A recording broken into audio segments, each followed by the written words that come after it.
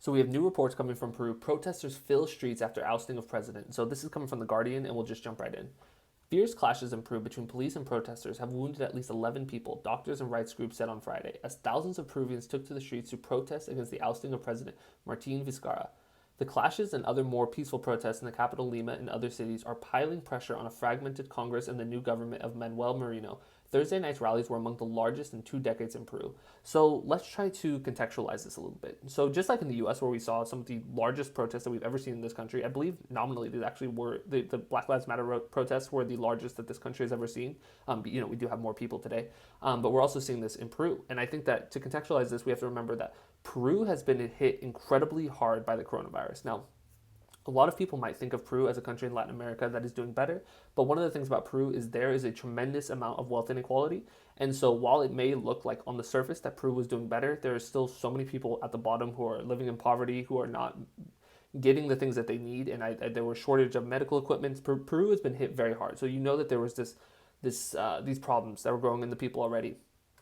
So we'll go a little deeper. Vizcarra, a politically unaffiliated centrist who's popular with the voters, was forced out of power on Monday in an impeachment trial over unproven allegations he receives bribes and accusations.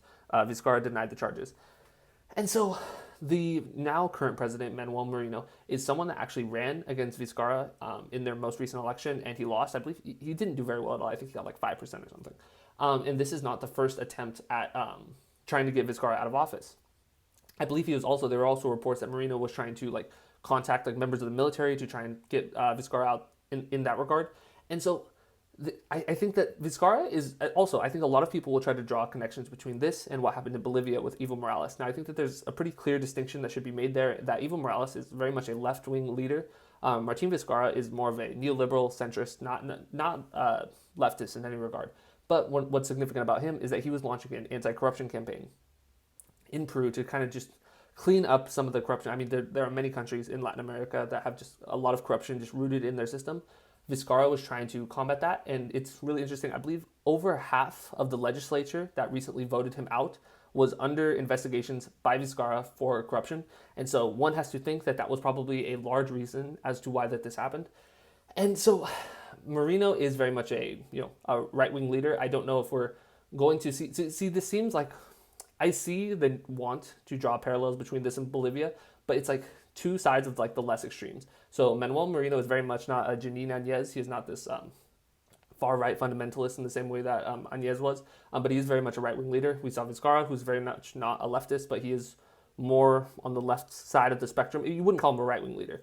And so there are parallels that can be drawn. We see the people of Peru are protesting. They're wanting justice. Vizcarra was someone, while not a leftist, he was very popular in the country.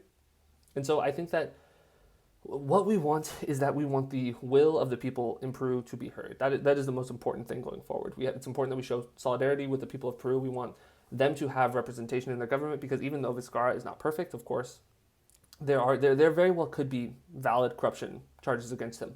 But the thing, just like we saw with Lula in Brazil, is that even if now Lula's thing, there was almost no evidence of any corruption. But regardless, even if there were things that Lula did wrong, this is not something that's unique to the thing. It's these corruption charges are being used against people who are trying to reform these governments in Latin America to take them out of office. And so it's not like whenever you hear a leader in Latin America being taken out because of corruption, you have to look deeper into this, because it's almost always that's not the actual reason. And it seems very clear that Vizcarra, it is because he was trying to pursue corruption investigations against other members of the legislature. When over half of the legislature is under investigation by Vizcarra, you have the person who's trying to take power, Merino, who has already tried to take power from Vizcarra before.